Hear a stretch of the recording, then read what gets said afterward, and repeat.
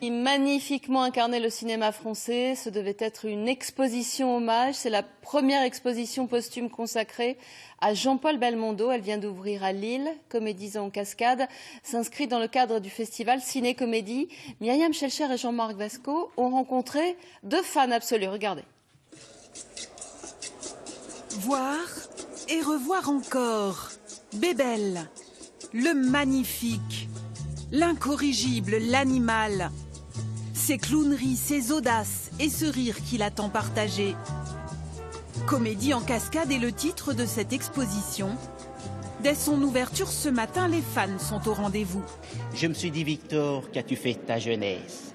Quelle chimère cours-tu? À vouloir saisir l'insaisissable, ne risques-tu pas de perdre l'essentiel? Jetteras-tu enfin l'encre, vieux coureur de savane? Mesdemoiselles, j'ai été charmé, complètement charmé. L'incorrigible, dialogue de Michel Audiard, réalisé par Philippe de Broca en 1975. Belmondo, le coup de foudre d'une vie pour ses fans venus de Belgique.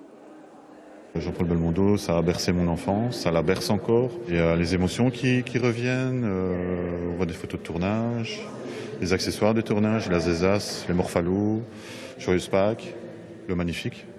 Voilà, donc ça ressort encore plus l'émotion. Joie, bonne humeur, cascade, extraordinaire, et ça fait rêver. Hein. Je crois que Belmondo, c'est un stimulant pour, voilà, quand les gens ont un coup de blues, ils se repassent le guignolo, ou bien flic ou voyou. La carrière est énorme quand même, c'est terrible. Ce qui est agréable aussi, c'est de vaincre l'appréhension, donc c'est une bonne sensation. Et ce soir, je dormirai bien, je serai tranquille. Des reportages, des affiches, des objets, des photos. L'exposition était en préparation depuis 2 ans. C'est notre idole à toutes et à tous. Et donc on a décidé de lui rendre hommage. Et puis malheureusement l'actualité nous a rattrapés et on est triste de faire finalement la première exposition posthume. On aurait aimé que ça soit une exposition qui puisse voir de son vivant. C'est ce qui était prévu à la base.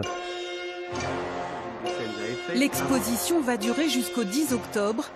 Le festival Ciné-Comédie qu'il organise va aussi projeter 3 films sur grand écran, à la mesure du monstre sacré qui nous a quittés.